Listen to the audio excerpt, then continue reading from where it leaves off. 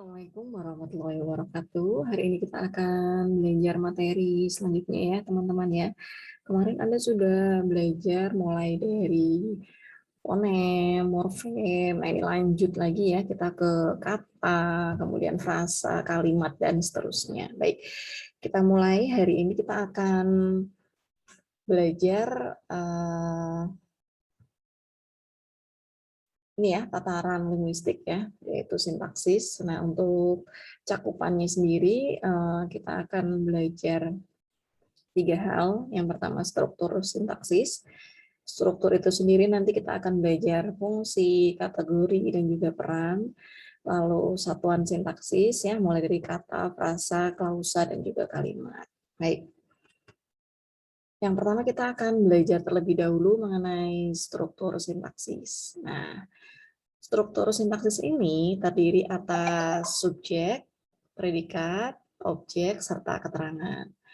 Nah, struktur sintaksis itu sendiri dibagi menjadi 3 unsur besar ya. Jadi kita menyebutnya itu fungsi, kategori, dan peran. Nah, fungsi sintaksis itu terdiri atas subjek, predikat, objek, dan peran. Jadi kalau misalnya Anda ditanya kalau fungsi itu apa? Fungsinya dalam sebuah kalimat itu apa? Ya, fungsinya berarti apakah subjek, apa predikat, apa objek, atau keterangan gitu ya.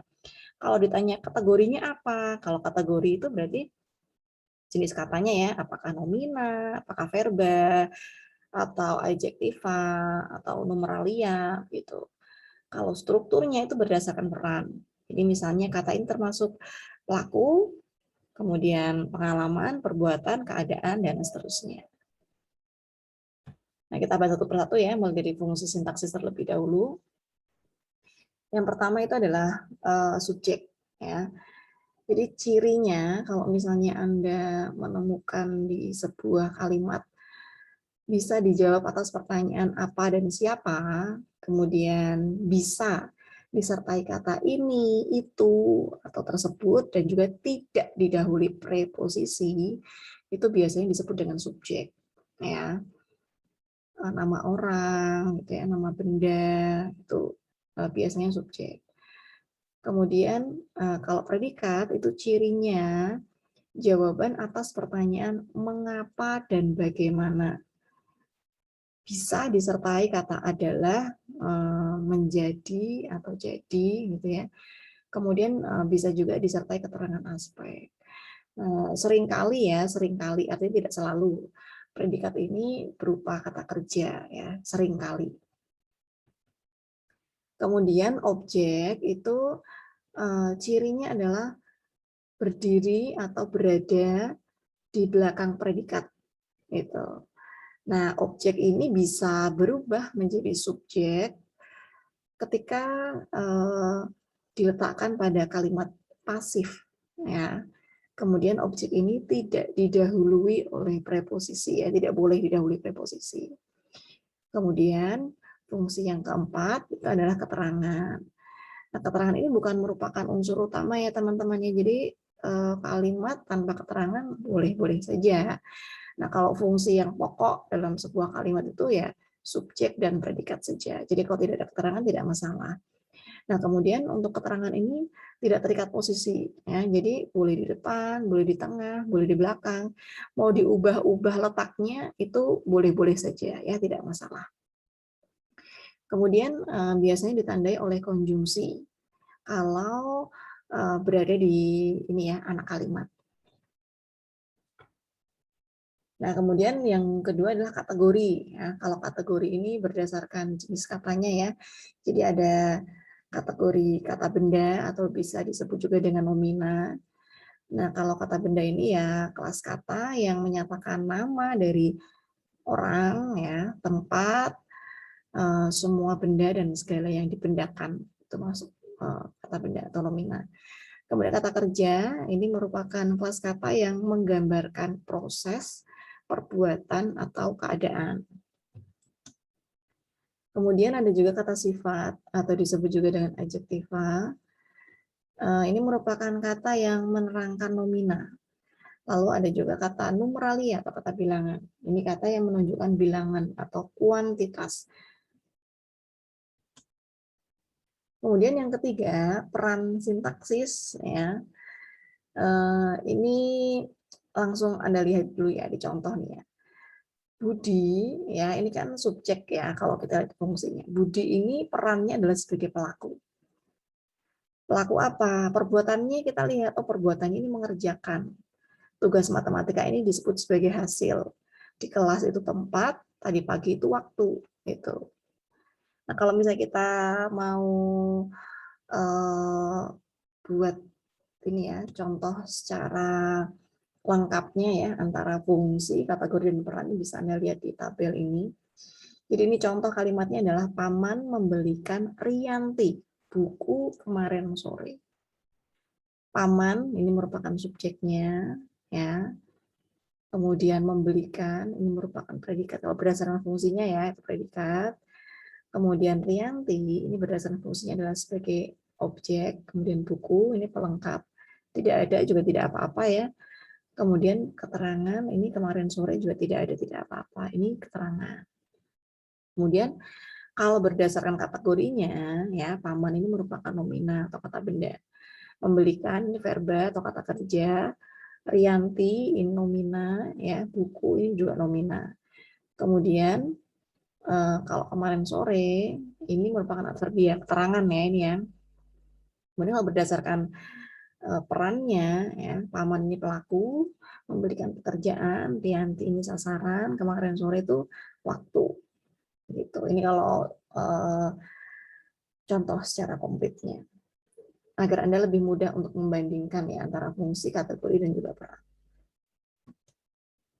Nah, berikutnya dalam sintaksis ini kita mulai mengenal atau satuan paling kecilnya itu adalah kata.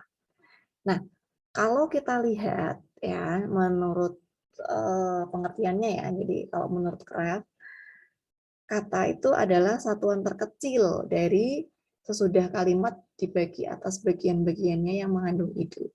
Kalau dalam sintaksis, kata ini merupakan satuan paling kecil ya. Tapi kalau dalam morfologi, ya, kata ini merupakan satuan yang paling besar ya teman-teman. Ini yang harus Anda bedakan. Kalau dalam sintaksis, kata ini merupakan satuan paling kecil ya, karena kalau sintaksis itu kajiannya itu kalimat ya. Tapi kalau morfologi itu kan kajiannya itu morf ya. Jadi kata ini merupakan satuan yang paling besar kalau dalam morfologi. Nah, macam-macam kata ini sebagai satuan sintaksis ini ada juga kata penuh dan ada kata tugas. Kata penuh ini merupakan kata yang memiliki makna leksikal. Ya, jadi mempunyai kemungkinan untuk melakukan proses morfologi yang terdiri dari nomina, verba, adjektiva, adverbia, kemudian numeralia, gitu ya. Jadi semua yang kata benda, kata kerja, kemudian kata sifat, kata keterangan, kata bilang itu masuk sebagai kata penuh. Kemudian ada juga kata tugas, ini merupakan kata yang tidak memiliki makna leksikal, tetapi memiliki kata gramatikal atau tidak memiliki proses morfologis. Nah ini contohnya adalah konjungsi dan juga preposisi. Konjungsi ya kata hubung, preposisi kata depan. Nah tadi kata kalau dalam sintaksis ya itu merupakan unsur terkecil ya satuan terkecil. Di atas kata itu kita ada frasa. Ya jadi frasa ini merupakan ini menurut Suherdi ya. Frasa itu disebut dengan kelompok kata ya karena unsur pembentuknya itu lebih dari 2 kata ya. Ini kalau Abdul Khair mengartikan bahwa frasa itu dibentuk dari 2 buah kata atau lebih yang mengisi salah satu fungsi. Nah, kalau menurut Ramlan, frasa ini satuan gramatikal yang terdiri dari 2 kata atau lebih yang tidak melampaui batas fungsi ya. Nah, jadi kita bisa menyimpulkan bahwa frasa ini adalah ya kelompok kata, bisa 2 kata atau lebih yang tidak melebihi satu batas fungsi. Ya, jadi kalau misalnya kita analisis fungsinya, ya itu hanya ada satu fungsi saja. Jadi misalnya gadis berkerudung merah. Kan ada 3 kata ya, gadis, berkerudung, dan merah. Tapi kalau ini dalam sebuah kalimat, gadis berkerudung merah ini merupakan satu fungsi, yaitu subjek. Begitu. Ya, itu namanya frasa. Nah, jenis frasa ini berdasarkan distribusi unsurnya. Ini ada frasa eksosentrik, ya, dan juga endosentrik. Nah, kita bahas satu persatu ya. Kalau untuk yang eksosentrik ini merupakan frasa yang tidak memiliki distribusi yang sama dengan semua unsurnya. Nah, ini contohnya pada ibunya, ke perpustakaan gitu ya.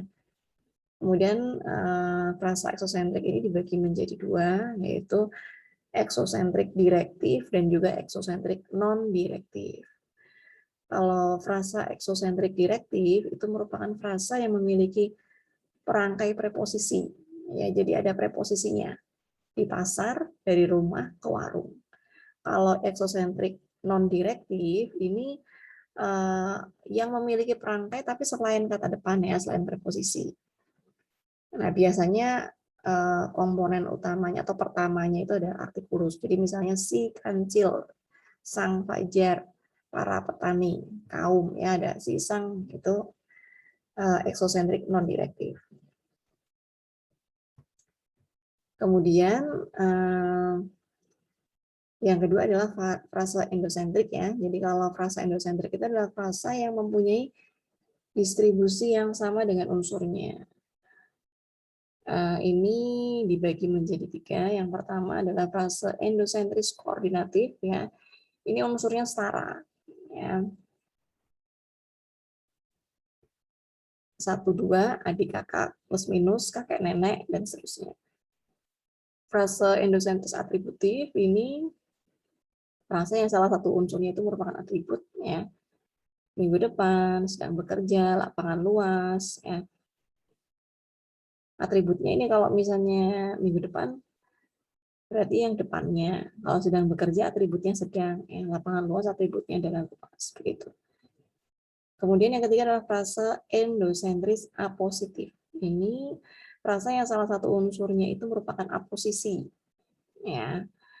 Nah, ini maksudnya aposisi itu adalah ungkapan yang menambah keterangan atau penjelasan pada uraian yang diucapkan sebelumnya. Jadi misalnya, Satria teman dekatku, berarti aposisinya adalah teman dekatku. Blora kota sate, berarti ini aposisinya adalah kota sate. Dia gadis cantik, aposisinya adalah gadis cantik. Gitu ya. Tapi semuanya ini merupakan satu fungsi. Kemudian jenis frasa berdasarkan kedudukannya, ini ada frasa setara, ya ini hubungan antar unsurnya setara ya, buka tutup, keluar masuk, asal usul, kakek nenek tadi juga masuk ya, ayah ibu gitu, adik kakak gitu. Kemudian frasa setara bertingkat ya, ini hubungan antar unsurnya tidak setara atau salah satunya itu menjadi pusat. Ya, jadi misalnya uang tunai.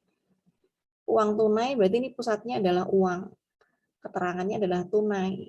Ya, pokoknya itu kan uang ya. Cara baru, berarti ini yang pokoknya ya, yang menjadi pusatnya itu adalah cara. Baru ini menerangkan kata cara. Pedagang kecil, ini pusatnya adalah pedagang. Kecilnya ini menerangkan pedagang. Itu ya. Tapi kalau yang setara, buka tutup kan tidak ada intinya ya, atau tidak ada pusatnya. Ini namanya setara. Kalau yang bertingkat itu berarti ada satu intinya, atau ada yang menjadi pusat. Kemudian jenis frasa berdasarkan makna yang dikandung. Ini ada frasa biasa. Ini merupakan hasil pembentukan yang memiliki makna sebenarnya atau dinotasi. Misalnya ini kambing hitam, ya kakek membeli kambing hitam. Kata kambing hitamnya ini atau frasa kambing hitamnya ini ya betul-betul bermakna kambing yang berwarna hitam. Meja hijau, ya frasa meja hijau yang ada di toko mebel telah dibeli hari ini ya betul-betul bermakna meja yang berwarna hijau. Tulang punggung ya, ini frasa tulang punggung ya bermakna betul-betul tulang yang ada di punggung gitu ya. Kalau frasa idiomatik ini frasa yang hasil pembentukannya menimbulkan makna baru atau disebut juga konotasi. Ini misalnya dalam peristiwa kebakaran kemarin, seorang penjaga toko dikipikan kambing hitam. Ini bukan Artinya bukan kambing yang berwarna hitam ya, tapi orang yang dipersalahkan seperti itu. Kemudian permasalahan itu terbawa sampai ke meja hijau. Kata frasa meja hijau di sini juga artinya bukan meja yang berwarna hijau, melainkan pengadilan. Kemudian jenis frasa berdasarkan jenis kata yang menjadi unsur inti, ya. Ini ada frasa nominal, frasa verbal, kemudian frasa averbal, ya. Kemudian frasa preposisi. Nah, ini berarti intinya atau unsur pusatnya itu merupakan frasa yang disebut. Jadi misalnya kalau frasa nominal berarti unsur intinya itu adalah kata, benda.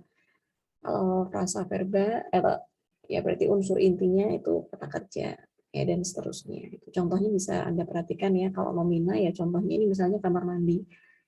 Intinya pada kata apa sih? Kamar, kan, ruangan gitu ya, itu benda di situ. Balkon, kamar, ya intinya pada apa? Balkonnya, ya. Kemudian berikutnya klausa, ya. Jadi tadi kita sudah mengenal kata. Kata itu kan berarti satu ya. Kalau frasa itu terdiri atas dua kata atau lebih. Ya. Nah, sekarang klausa. Di atasnya frasa itu ada klausa. Nah, jadi kalau menurut Krida Laksana, klausa ini merupakan satuan gramatikal berupa kelompok kata yang sekurang-kurangnya terdiri atas subjek dan predikat dan berpotensi menjadi kalimat. Nah, berpotensi menjadi kalimat ini artinya kalau klausa itu bukan kalimat ya, teman-teman ya. Nah, ini kalau ramalan ya, klausa ini merupakan satuan gramatikal yang terdiri atas subjek dan predikat, bisa disertai objek pelengkap dan keterangan, tidak pun juga tidak apa-apa. Ya, kalau menurut HR nih, klausa adalah satuan sintaksis berupa runtutan kata berkonstruksi predikatif. Nah, konstruksi itu ada yang komponen berupa kata atau frasa yang berfungsi sebagai predikat, dan yang lain berfungsi sebagai subjek, objek, dan juga keterangan. Jadi ini unsur intinya itu ya dalam klausa itu minimal terdiri atas subjek dan predikat. Ya, jadi bisa dikatakan klausa itu apabila minimal terdiri atas dua fungsi, yaitu ada subjek dan juga predikatnya. Tapi kalau satu fungsi saja itu disebut dengan frasa. Nah, jenis klausa berdasarkan strukturnya nih, ada klausa bebas dan klausa terikat. Klausa bebas ini merupakan klausa yang dapat berdiri sendiri, ya. Dan kalau diberi tanda titik, itu akan menjadi sebuah kalimat. Nah, ini contohnya kami datang. Kami subjek, datang predikat. Ya, minimal terdiri atas dua fungsi, subjek dan predikat. Ya. Dia pergi, dia subjek, pergi predikat. Ya, aku terlambat, aku subjek, terlambat predikat. Tapi tidak ada tanda bacanya ya, kalau klausa itu ya, kalau ada tanda bacanya nanti disebut dengan kalimat. Jadi ini bedanya ya teman-teman. Kemudian klausa terikat itu merupakan klausa yang tidak dapat berdiri sendiri sebagai kalimat. Nah, ini dapat ditandai dengan konjungsi. Ketika Bella sedang membersihkan halaman rumah. Ada ketikanya ya, tetapi Ismi tidak mempunyai uang. Sedangkan Lulu melukis tanaman. Nah, ini ada konjungsinya. Kemudian jenis klausa berdasarkan kelengkapan unsurnya, ini ada klausa lengkap dan klausa tidak lengkap. Kalau klausa lengkap itu ya berarti klausa yang minimal tadi ya terdiri atas subjek dan predikat itu lengkap. Kita sedang bermain air. Kita subjek sedang bermain itu predikat ya air objek. Rani berangkat sekolah kemarin. Rani subjek berangkat sekolah predikat kemarin keterangan. Kalau klausa tidak lengkap itu berarti hanya memiliki satu unsur predikat tanpa subjek ya. Terpaksa melakukan kebohongan, ditinggalkan sejak 2003, sedang menyanyi sebuah lagu. Tidak ada subjeknya ya di sini ya. Jadi ini klausa tidak lengkap. Kemudian jenis klausa berdasarkan kata negatifnya, ini ada klausa positif dan juga klausa negatif. Klausa positif ini merupakan klausa yang tidak mengandung kata negatif ya. Kita sudah menjalin hubungan, saya telah melakukan pekerjaan itu, kami diliputi oleh perasaan senang. Kalau klausa negatif, ini klausa yang memiliki kata negatif, ya seperti tidak, jangan, bukan, belum, tiada, dan tak. Contohnya jelas ya, dia tidak langsung pulang malam itu, mereka tidak malas, anaknya sudah lama tidak mau makan. Jenis klausa berdasarkan fungsi predikatnya. Nah, ini berarti dijeniskan berdasarkan analisis predikatnya ya. Ini yang pertama klausa verbal, berarti predikatnya adalah kata atau frasa verbal. Ini contohnya, petani mengerjakan sawahnya dengan tekun. Predikat ini yang mengerjakan itu merupakan verbal. Kemudian para kontestan sedang meneliti bunga bangkai. Para kontestan ini subjek, predikatnya sedang meneliti, yang sedang meneliti ini frasa verbal. Kemudian Denadra tidak gugup meskipun duduk di depan. Denadra tidak gugup, ini juga merupakan frasa verbal. Klausa numeral ini merupakan klausa yang predikatnya itu merupakan kata atau frasa bilangan. Ya. Roda mobilku, subjek, ada 8. Ya, predikat. Ada 8, ini merupakan frasa numeral ya. Anaknya 2 orang juga frasa numeral. Pendapatanku 1 miliar, 1 miliar juga frasa numeral. Nah, kemudian ada juga klausa adjektifal ya, berarti predikatnya merupakan kata sifat. Mahasiswa UNES sangat pandai. Ya, ini ya, sangat pandai, predikatnya ini frasa adjektifal. Kemudian ada juga nih klausa preposisional, berarti predikatnya itu merupakan frasa yang ditandai kata depan. Ya, dari talang pandang ke kantor untuk para pengusaha. Kemudian satu lagi ya, yaitu klausa nominal, berarti predikatnya terdiri atas frasa atau golongan kata benda. Contohnya, ya dosen, ya predikatnya ini kata benda. Yang diperjuangkan kebenaran, kata benda. Dia anak orang kaya, kata benda. Nah, baik. Kemudian tingkatan berikutnya atau yang lebih tinggi dari klausa itu adalah kalimat. Ya. Jadi kalau berdasarkan kamus linguistik ya, kalimat itu merupakan satuan bahasa yang secara relatif berdiri sendiri, mempunyai pola intonasi final. Ya, ini yang membedakan dengan klausa ya teman-teman ya. Jadi kalau kalimat itu ada pola intonasi final. Intonasi final itu ya bisa berupa tanda baca ya, tanda baca tanya, kemudian tanda baca titik, ya, tanda baca seru seperti itu. Dan secara aktual maupun potensial terdiri dari klausa. Jadi yang membentuk kalimat itu adalah klausa. Diartikan juga klausa bebas yang menjadi bagian kognitif percakapan, satuan proposisi yang merupakan gabungan klausa atau merupakan satu klausa yang membentuk satuan yang bebas. Bisa berubah jawaban minimal, seruan, salam, dan sebagainya. Dan juga konstruksi gramatikal yang terdiri atas satu atau lebih klausa yang ditata menurut pola tertentu dan dapat berdiri sendiri sebagai satu satuan. Nah, ini ya teman-teman ya. Jadi yang membedakan ya antara kalimat dengan klausa ini adalah kalau klausa ya tidak ada pola intonasinya, tidak ada tanda bacanya. Kalau kalimat ini sudah ada tanda bacanya. Nah, jenis kalimat ini ya berdasarkan fungsinya. Yang pertama ada kalimat pernyataan atau disebut juga dengan deklaratif. Kalimat pernyataan ini dipakai untuk menyatakan suatu berita ya. Cirinya ini ya berisi pernyataan dengan lengkap untuk menyampaikan informasi kepada lawan komunikasi. Nah, kalau untuk pernyataan ya, atau deklaratif ini diakhiri dengan tanda titik. Nah, ini contohnya ya, Menteri Kesehatan mengadakan pertemuan di gedung kementerian guna membahas penanggulangan virus corona. Titik. Nah, kemudian yang kedua ada kalimat pertanyaan atau interrogatif. Nah, ini ada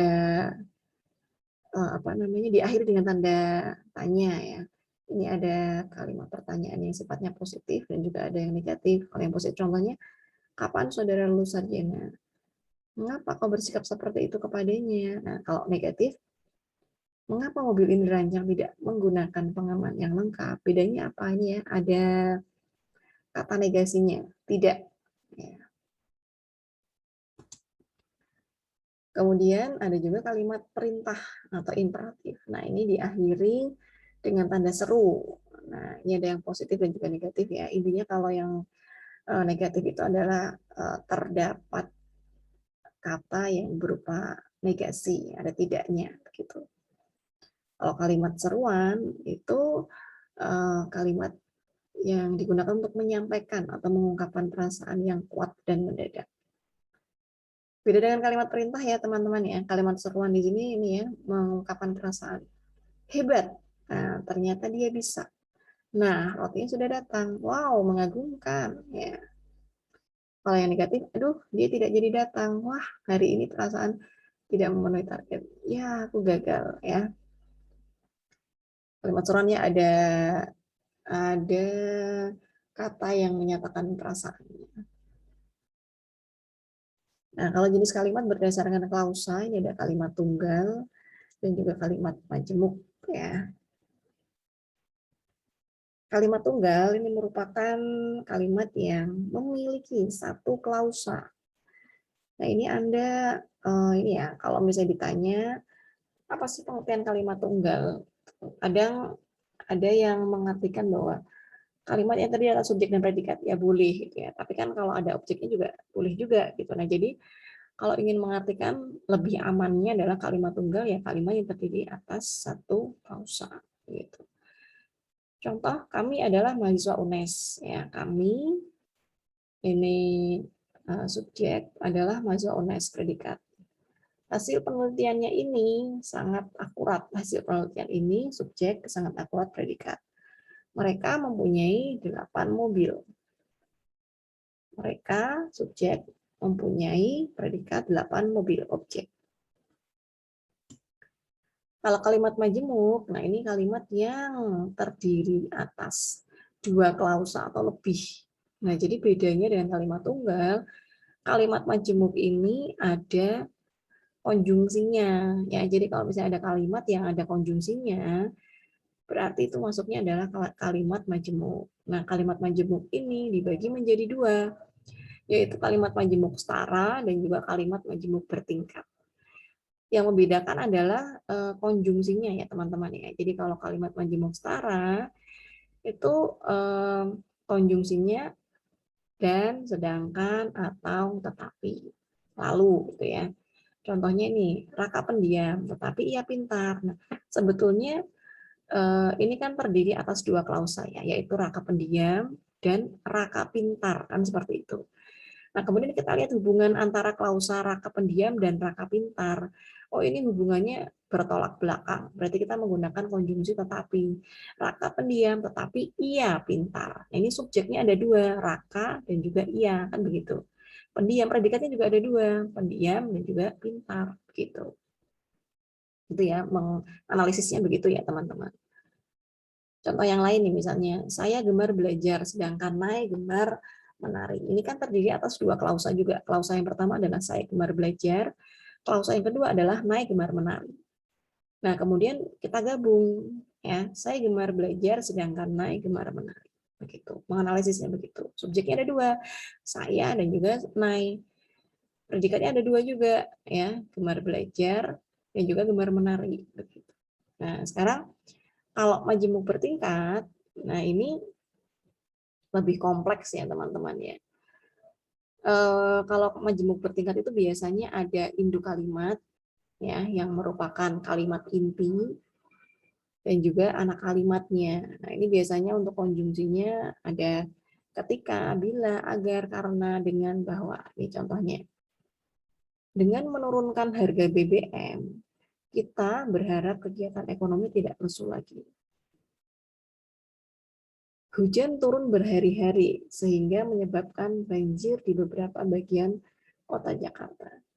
Ia berjanji bahwa tak akan ada seorang pun yang bisa menyakitimu.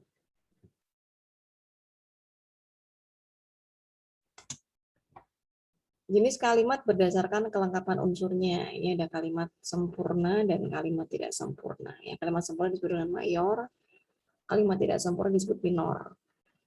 Nah, ini contohnya nih, kalau untuk yang kalimat lengkap, ayah membaca koran. Ada ayah, subjek, membaca, predikat, koran, objek. Lengkap ya, unsurnya lengkap. Kemudian kalau yang tidak sempurna ini Biasanya ini ya, kalimat yang hanya terdiri atas subjek saja atau predikat saja. Jadi tidak lengkap. Maksudmu gitu ya.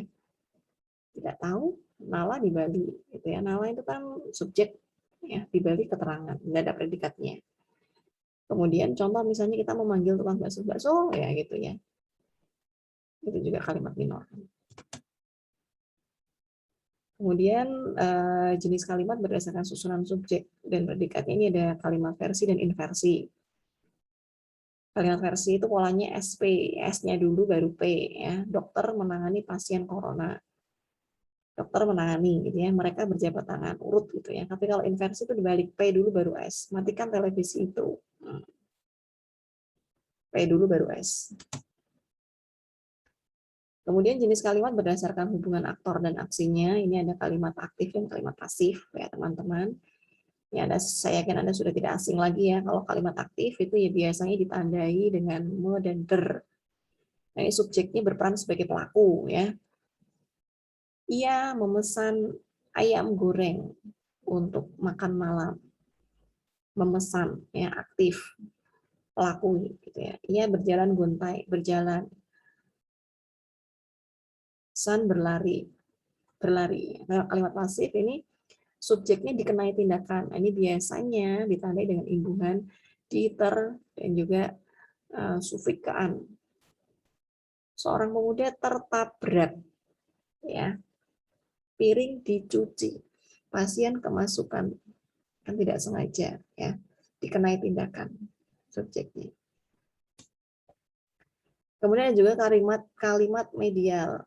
Kalimat medial ini merupakan kalimat yang subjeknya berperan sebagai pelaku dan penderita. Ya, jadi sebagai subjek dan juga objek gitu ya. Dia menghibur dirinya. Ini kan sama-sama satu orang ya.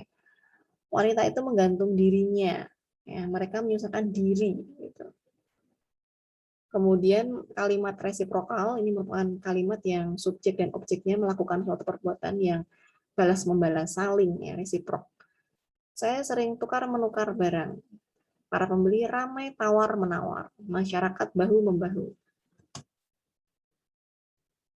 Nah, dalam peristilahan di dalam kalimat ini ya. Jadi kita mengenal ada istilah kalimat inti dan inti kalimat. Ini Anda harus bisa membedakan ya, teman-teman. Karena ini nanti akan sering kita gunakan istilah ini ya, kalimat inti dan inti kalimat. Jadi kalimat inti itu merupakan kalimat yang terdiri atas S dan P. SP itu adalah inti kalimat ya. Kalimat inti. Kalimat inti itu adalah SP. Kalau inti kalimat itu terdiri atas unsur-unsur SPO. Nah, syarat kalimat inti ini terdiri atas dua suku kata. Kemudian polanya SP, intonasinya netral. Ya. Kalau inti kalimat terdiri atas tiga kata ya, polanya adalah SPO, intonasi netral. Contoh nih, adik saya yang paling bungsu sedang mempelajari bahasa Mandarin. Ini merupakan kalimat majemuk ya teman-teman ya. Adik saya yang paling bungsu itu subjek, sedang mempelajari itu predikat, bahasa Mandarin itu objek. Nah, kalimat intinya ya ini adalah adik mempelajari. Ya, subjeknya kan tadi kan adik saya yang paling bungsu. Ya kan? Itu kan subjeknya panjang. Intinya pada apa subjeknya? Adik. Ya. Sedang mempelajari intinya pada kata apa? Mempelajari predikat. Gitu. Kalau inti kalimat itu SPO. Adik mempelajari bahasa Mandarin. Gitu ya teman-teman ya. Contoh yang lain. Penelitian-penelitian mutakhir memusatkan perhatian pada makanan. Penelitian-penelitian mutakhir ini merupakan subjeknya. Ya. Memusatkan perhatian, ini predikat, pada makanan, ini objek. Ya. Kalimat intinya ya kan subjek dan predikat. Subjeknya tadi kan penelitian-penelitian mutakhir. Intinya pada apa sih? Penelitian. Ya, penelitian-penelitian. Predikatnya apa? Memusatkan. Kan memusatkan perhatian. Intinya pada apa sih? Memusatkan. Kemudian kalau intinya kalimat SPO, penelitian-penelitian memusatkan perhatian.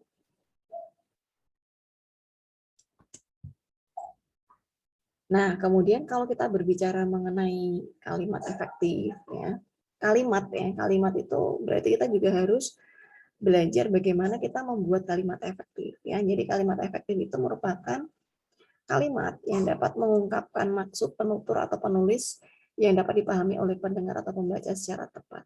Jadi bisa kita katakan adalah apa yang dipahami oleh penutur atau penulisnya itu sama dengan apa yang dipahami oleh pendengar dan juga pembaca. Begitu ya. Nah, cirinya yang pertama adalah kesatuan. Jadi ada ide pokok sebagai kalimat yang jelas. Ini contoh. Ini ada yang benar dan yang salah ya, biar Anda bisa membedakannya. Bagi yang tidak berkepentingan, dilarang masuk. Ini kan tidak ada subjeknya ya. Nah, kita buat ada subjeknya, yang tidak berkepentingan. Yang tidak berkepentingan di subjek, dilarang masuk predikat. Kemudian kepaduan, ini unsur pembentuk kalimat yang padu ini merupakan kata, frasa, dan juga tanda baca, dan juga fungsi-fungsi sintaksis ya. Nah, ini contoh nih. Kepada setiap pengemudi mobil harus memiliki surat izin mengemudi. Yang membuat tidak efektif adalah kata kepada. Ya, agar menjadi efektif, kata kepadanya dihilangkan. Setiap pengemudi mobil harus memiliki surat izin mengemudi. Kemudian kami telah membicarakan tentang hal itu. Nah, penggunaan kata tentang ini juga salah ya teman-teman ya. Yang betul adalah kami telah membicarakan hal itu. Kemudian ciri yang ketiga adalah keparalelan. Kalau misalnya Anda ingin memakai bentuk sebuah kalimat ya, kalau ada beberapa kata kerja, itu harus memiliki bentuk gramatikal yang sama. Nah, ini contohnya kami telah berencana membangun rumah, ya, membeli mobil, dan melakukan perjalanan. Bentuk gramatikal yang sama itu maksudnya ini ya, membangun rumah diawali dengan membeli mobil diawali dengan juga, melakukan perjalanan diawali dengan juga. Kakakmu menjadi dosen atau menjadi pengusaha? Ya, ada menjadi seperti itu. Ketepatan, nah, ciri yang keempat. Ketepatan adalah kecocokan atau kesesuaian pemakaian unsur sehingga membentuk kalimat yang pasti. Nah, ini contohnya ya. Karyawan teladan itu memang tekun belajar dari pagi sehingga petang. Nah, ini salah. Ya, seharusnya adalah karyawan teladan itu memang tekun belajar dari pagi sampai petang. Atau bisa juga hingga petang, bukan sehingga ya. Kemudian ciri berikutnya adalah kehematan. Ini hemat pemakaian kata atau frasa agar kalimatnya menjadi padat dan bermakna. Contohnya, hanya ini saja yang dapat saya berikan, ini salah ya. Yang betul, hanya ini tanpa kata saja yang dapat saya berikan. Atau ini saja yang dapat saya berikan. Kemudian logisan ya, tidak menimbulkan makna ganda atau ambigu. Nah, ini contohnya, Hari Kemerdekaan Republik Indonesia ke-57. Nah, ini seolah-olah ada 57 negara Republik Indonesia. Nah, agar tidak ambigu, ini Hari Kemerdekaan ke-57 Republik Indonesia. Kemudian ini juga contoh kedua nih yang sering kali salah ya, kepada Bapak Gubernur, waktu dan tempat kami persilakan. Ini waktu dan tempat kan tidak mungkin ya dipersilakan. Yang dipersilakan siapa? Bapak Gubernurnya. Jadi Bapak Gubernur kami persilakan. Nah, kemudian di atas kalimat ya kita ada wacana. Menurut Hawthorne, ini wacana merupakan kelompok kebahasaan yang terlihat sebagai sebuah pertukaran di antara pembicara dan pendengar, sebagai sebuah aktivitas personal yang ditentukan oleh tujuan sosialnya. Jadi kalau wacana ini kita sudah kompleks ya teman-teman ya. Ini sudah mengandung gagasan, sudah ada ide, kemudian ada tujuan sosialnya juga. Nah, ini jenis wacana berdasarkan saluran komunikasi. Ada wacana tulis, berarti yang menggunakan ragam tulis. Ada juga wacana lisan, berarti menggunakan ragam lisan. Ada juga wacana berdasarkan peserta komunikasi, ada wacana monolog. Ya, ini berarti pendengar tidak memberikan tanggapan langsung atas ucapan pembicara. Misalnya ini Anda lihat YouTube-nya, berarti wacana yang saya buat ini monolog, ya. Wacana dialog ini ada komunikasi dua orang ketika kita belajar di kelas itu. Kemudian wacana popilog, ya, peserta komunikasi lebih dari dua orang, terjadi pergantian peran. Kalau wacana berdasarkan tujuan komunikasi, ya, ini ada 5, ya, kita mengenalnya, ada deskripsi, eksposisi, argumentasi, persuasi, dan juga narasi. Deskripsi menggambarkan sesuatu, ya. Eksposisi ini proses, ya, prosedur, ya. Argumentasi ini opini, ya. Kemudian persuasi ini mempengaruhi, ya. Kalau narasi ini cerita, ya. Nah, ini kalau kita simpulkan, ya teman-teman, ya, dari tadi kita sudah mengenal banyak sekali unsur, ya, dalam sintaksis. Ada kata, ada frasa, ya, ada klausa, kemudian ada kalimat, dan juga wacana. Nah, ada hal-hal yang harus Anda pahami secara mendasar, ya, bahwa kata itu merupakan satuan terkecil dalam sintaksis, ya. Frasa ini merupakan kelompok kata yang terdiri atas 2 kata atau lebih yang tidak melampaui batas klausa, ya, tidak melebihi 1 batas fungsi. Kalau klausa ini kumpulan frasa yang berpotensi menjadi kalimat. Nah, kalimat sendiri ini rangkaian klausa yang diawali dengan huruf kapital, diakhiri dengan tanda baca. Sedangkan wacana ini merupakan bentuk komunikasi lisan dan tulisan yang memiliki kesatuan makna. Nah, ini berkaitan antar kalimat yang saling berhubungan. Baik, demikian penjelasan dari saya. Semoga berkenan, ya teman-teman. Saya akhiri. Terima kasih. Assalamualaikum warahmatullahi wabarakatuh.